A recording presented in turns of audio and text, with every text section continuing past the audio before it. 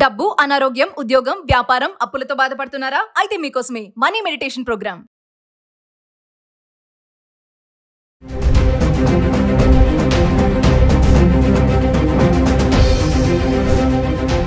నమస్కారం, నేను మీ అడ్వకేట్ సంగీత. కేరళకు చెందిన నిమిష ప్రియని మొత్తానికి ఎట్టకేలకు యమన్ ప్రభుత్వము ఉరిశిక్షను వాయిదా వేయడం జరిగింది. ఏదైతే ఉందో కౌన్సిల్ అలాగే అక్కడ ఉన్న జైలు అధికారులతోటి యమన్ ప్రభుత్వము, మన కేంద్ర ప్రభుత్వము వీరందరూ కూడా చర్చలో పాల్గొనడం జరిగింది. అంతేకాకుండా రెండు కుటుంబాలకు సంబంధించిన ఫ్యామిలీ మెంబర్స్ కూడా, ఇటు నిమిష ప్రియకు ఫ్యామిలీకి సంబంధించిన తల్లి అలాగే భర్త, అలాగే ఏదైతే తలారు ఉన్నారో తలారు ఫ్యామిలీకి సంబంధించిన కుటుంబీకులు కూడా ఆ చర్చలో పాల్గొనడం జరిగింది. ఈ వారి షరియాత్ ప్రకారంగా ఉన్న బ్లడ్ మనీ రూపేణా, అంటే ఎవరైతే మరణించారో ఆ కుటుంబానికి కొంచెము డబ్బును ఇచ్చేసి క్షమాభిక్ష కోరే విధంగా కూడా సుప్రీంకోర్టు ఆల్రెడీ సూచించడం జరిగింది. దాని పక్షాననే వాళ్ళు బ్లడ్ మనీకి యాక్సెప్ట్ చేశారు అని చెప్పి వార్తలు కూడా వినిపిస్తూ ఉన్నాయి. ఈ నేపథ్యంలోనే వారు ఉరిశిక్ష ఏదైతే ఉందో అది వాయిదా వేయడం జరిగింది. కానీ ఎన్ని రోజులు వేశారు, ఎప్పటి వరకు అనేది మాత్రం దానిపైన ఇప్పటి వరకు స్పష్టత లేదు.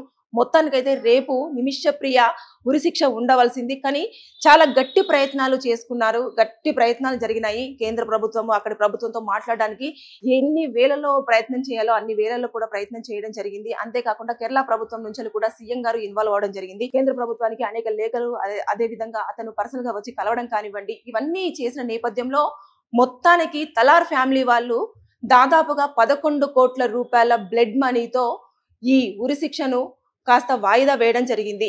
కానీ దీనిపైన పూర్తి సమాచారం ఇంకా కొంచెం కూడా రావాల్సి ఉంది. ఏదేమైనా సరే రాష్ట్ర వ్యాప్తంగా, దేశ వ్యాప్తంగా, జిల్లా వ్యాప్తంగా కూడా నిమిష ప్రియ ఎవరు, ఆవిడకి ఎందుకు ఉరిశిక్ష వేశారు, ఉరిశిక్ష నుంచి ఎలాగైనా సరే ఆవిడని కాపాడాలి అంటూ వచ్చిన ఎంతో మంది దీవెనలే అయి ఉండొచ్చు. ఆవిడని మొత్తానికి ఎట్టకేలకు ఉరిశిక్ష నుంచి కాస్త మినహాయింపు చేయడం జరిగింది. అంటే కౌన్సిల్ వాళ్ళు పాల్గొన్నారు. అందులో కూడా మత పెద్దలు, మత గురువులు వీళ్ళందరూ కూడా, ఎవరైతే తలార్ ఫ్యామిలీ ఉందో వారందరూ కూడా మత గురువులు, ఎవరైతే గిరిజన గురువులు ఉన్నారో వారితో మాట్లాడిన తర్వాతనే వారు ఏ నిమిష ప్రియ ఫ్యామిలీ మెంబర్స్ తో మాట్లాడడం కానివ్వండి, అంతేకాకుండా ఎవరైతే కేంద్రం నుంచి వెళ్ళే అధికారులు ఉన్నారో వారితో చర్చలకు రావడం కానివ్వండి, ఇదంతా జరిగింది అని చెప్పేసి కూడా మనము చూస్తూ ఉన్నాం. ఏదేమైనా సరే కానీ 7 సంవత్సరాల నుంచి వారు ఎన్ని ప్రయత్నాలు చేసినా కలవలేదు. కానీ ఇప్పుడు అందరూ మూకుమ్మడిగా, ఇటు కేంద్ర ప్రభుత్వం, కౌన్సిల్, అటు జైలర్ వాళ్ళు, తర్వాత నెక్స్ట్ ఇటు కుటుంబ సభ్యులు, అంతేకాకుండా కొంతమంది ఎవరైతే స్వచ్ఛంద సంస్థలు ఉన్నాయో స్వచ్ఛంద సంస్థలు, అధికారులు వీళ్ళందరూ కూడా ఇన్వాల్వ్ అయి ఎలాగైనా సరే రేపు ఉరి తీయబోయే నిమిష ప్రియను ఎలాగైనా కాపాడాలి అన్న వారి స్ట్రాంగ్ హోప్ అనేది ఆవిడ్ని ఉరిశిక్షకు వాయిదా వేయడం జరిగింది. మొత్తానికైతే ఈ ఉరిశిక్ష అనేది క్యాన్సిల్ చేసి రెండు కంట్రీస్ కు ఉన్న సంబంధాలు ఏవైతే యమన్ ప్రభుత్వానికి కానివ్వండి, అలాగే మన ఇండియాకి కానివ్వండి ఉన్న దౌత్య సంబంధాలన్నీ కూడా ఇంకా కొనసాగించాలి. కాబట్టి ఆ నేపథ్యంలోనే ఇటు రెండు అధికారులు కూడా, రెండు కంట్రీస్ కి సంబంధించిన అధికారులు కూడా చర్చలో పాల్గొని దౌత్య సంబంధాలన్నీ కూడా మనం కంటిన్యూ చేయాలి, ఎలాంటి ఇబ్బందులు రాకుండా ఉండాలి అన్న నేపథ్యంలోనే చర్చలు అనేవి చాలా స్ట్రాంగ్ గా జరిగినాయి. దాదాపుగా 2 నుంచి 3 గంటల పాటు చర్చలు జరిగిన తర్వాతనే కుటుంబ సభ్యులు ఆ బ్లడ్ మనీకి 11 కోట్ల బ్లడ్ మనీకి యాక్సెప్ట్ చేశారు అన్న వార్తలు అయితే మనము బయటికి చేసింది. మొత్తానికి ఎట్టకేలకు నిమిష ప్రియ ఈ ఉరిశిక్ష నుంచి బయటపడి మన ఇండియాకి రావడానికి అన్ని ప్రయత్నాలు అధికారులు చేయడం జరుగుతుంది. అంటే అక్కడ ఏదైతే శిక్షను అనుభవించిందో అసలు ఆవిడ తప్పు ఏమీ లేదు, ఏదో అనుకోకుండా ఇచ్చిన ఇంజెక్షన్ వల్ల చనిపోయింది. కాబట్టి దాన్ని మన తరపు నుంచి వెళ్ళి ఎవరైతే ప్రభుత్వం నుంచి వెళ్ళి అధికారులు ఉన్నారో వారందరూ కూడా దాన్ని ఎక్స్ప్లెయిన్ చేయడానికి అన్ని రకాల కూడా వారికి ఉన్న కన్వే చేయడం జరుగుతుంది. వారి ఇన్ఫర్మేషన్ ప్రకారం, అలాగే వారు ఎక్కడెక్కడికి వెళ్ళారు, ఎంతెంత ఇన్ఫర్మేషన్ తీసుకున్నారు ఆ ఇన్ఫర్మేషన్, అలాగే ఏదైతే నిమిష ప్రియకు సంబంధించిన save the Nimisha Priya action దాని కౌన్సిల్ ప్రకారంగా కూడా వచ్చిన ఫండ్స్, ఇవన్నిటిని చూపించారు. ఎంత ఫ్యామిలీ మెంబర్స్ కూడా స్ట్రగుల్ అవుతున్నారు. ఇవన్నీ అంటే తను అనుకోకుండా తన పాస్పోర్ట్ అక్కడ లాక్ అయిపోయింది కాబట్టి పాస్పోర్ట్ తీసుకునే నేపథ్యంలోనే తలార్కి మత్తు ఇంజెక్షన్ ఇవ్వడం జరిగింది. కానీ చంపాలన్న ఉద్దేశం లేదు. ఆ భయపడిన నేపథ్యంలోనే ఆయన్ని పూర్తి స్థాయిలో చనిపోయారు కాబట్టి అక్కడి నుంచి వెళ్ళి శవాన్ని మాయం చేయాలి అన్న ధోరణిలోనే కొంచెం క్యూరియాసిటీగా ఆలోచించారు తప్ప ఇంకా మిగతాది ఏమీ లేదు. ఒకవేళ పారిపోదామని ప్రయత్నం చేసినా కూడా ఇమీడియట్ గా దొరికిపోయారు. సో ఈవిడని కొంచెం క్షమాభిక్ష పెట్టండి, క్షమించండి, దీనికి ఎలాంటి శిక్షలు వేసినా కూడా అనుభవిస్తారు, కానీ ఇలాంటి మరణ శిక్ష మాత్రము ఎట్టి పరిస్థితుల్లో మీరు వెయ్యొద్దు అని చెప్పేసి అధికారులు అనేక రకాల యాంగిల్స్ లో నుంచి కూడా ఈ రెండు అధికారులు, అలాగే కౌన్సిల్, జైలర్స్, రెండు కుటుంబీకుల మధ్యలో కూడా చర్చలు చాలా వరకు జరిగాయి. జరిగిన నేపథ్యంలోనే అన్ని వాదనలు విన్న తర్వాత ఎవరైతే మత పెద్దలు మత గురువులు ఉంటారో వారి నేపథ్యంలో ఈ డిసిజన్ అనేది తీసుకోవడం జరిగింది. సరే, ఇప్పుడు రేపు జరగబోయే ఉరిశిక్ష ఏదైతే ఉందో దాన్ని వాయిదా వేస్తూ మాత్రం మొత్తానికి ఒక స్పందన మాత్రము మనకు వచ్చింది. మొత్తానికి ఆ ఉరిశిక్ష అనేది వాయిదా వేశాము.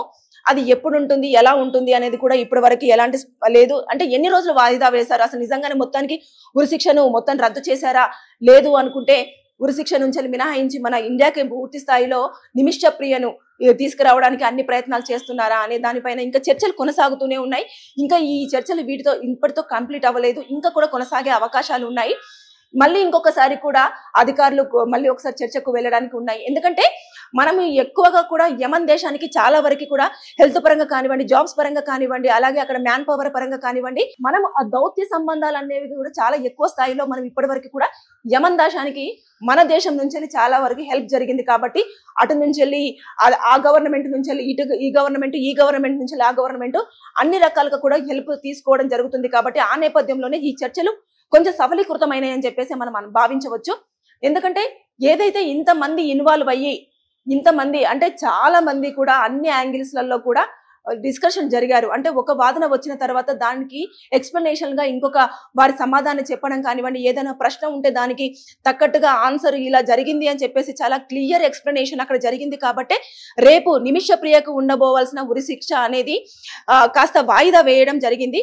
ఈ నేపథ్యంలోనే చాలా మంది కూడా హర్షం వ్యక్తం చేస్తున్నారు. అంటే చాలా మంది కూడా ఎంతో ప్రార్థన చేశారు. అంటే నిమిష ప్రియ ఎలాంటి అంటే ఆమెకి ఎలాంటిది తెలియకుండా అనుకోకుండా జరిగిన సిచ్యువేషన్ కాబట్టి ఆవిడే అక్కడ అన్యాయం అయింది.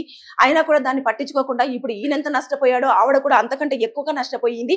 ఇక్కడ ప్రాణం పోయింది కాబట్టి అతనికి శిక్షలు లేవేమో, కానీ ఇక్కడ ప్రాణం ఉండి కూడా తను ఏదో శవంలాగా బ్రతుకుతుంది, దయచేసి దీన్ని కన్సిడర్ చెయ్యండి అని చెప్పేసి అధికారులతో కూడా చర్చలు చేశారు. కాబట్టి ఎప్పుడైతే పెద్ద స్థాయిలో కూడా పోలీసు వారి అటు జైలరు వాళ్ళు కూడా ఆవిడ ప్రవర్తన కానివ్వండి, అదే విధంగా తను ఏదైతే మిగతా ఖైదీలతో ఉండే విధానం కానివ్వండి, వారికి చేస్తున్న సేవలు కానివ్వండి, దాన్ని కూడా వారు కన్సిడర్ చేయడం జరిగింది.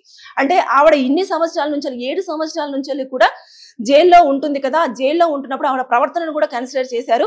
చేసిన తర్వాత ఆవిడకు మాత్రం ఎలాంటి నేర స్వభావం లేదు. తను అందరితోని కూడా చాలా కలివిడిగా, చాలా మంచిగా, చాలా ఇన్నోసెంట్ గానే ఉండడం జరిగింది అని చెప్పేసి ఆ చర్చ కూడా ఆ సమావేశంలో కూడా రావడం జరిగింది అని చెప్పేసి చెప్తూ వచ్చారు. మొత్తానికి ఓవరాల్ గా చూసుకుంటే మాత్రం రేపు నిమిష ప్రియ కుటుంబ సభ్యులు కానివ్వండి, 2 దేశాలకు సంబంధించి నిమిష ప్రియ బ్రతకాలి అని చెప్పేసుకున్న ప్రతి ఒక్కరు కోరుకున్న వారందరికీ కూడా కొంచెం హ్యాపీ న్యూస్ అని చెప్పేసి మనం చెప్పుకోవచ్చు. ఇంకా కూడా ఈ 2-3 సార్లు ఇంకా చర్చలు జరిగే అవకాశం ఉంది. చర్చ తదనంతరము నిమిష ప్రియకు ఎలాంటి శిక్షలు పడకుండా తను హ్యాపీగా యమన్ దేశం నుంచి ఏదైతే సనా జైల్లో ఉందో ఆ సనా జైలు నుంచి వెళ్ళి ఇండియాకు వచ్చి వారి ఫ్యామిలీతో చాలా హ్యాపీగా ఉండాలని చెప్పేసి మనము చాలా ఈ వీడియో త్రూ కోరుకుందాం. Thank you.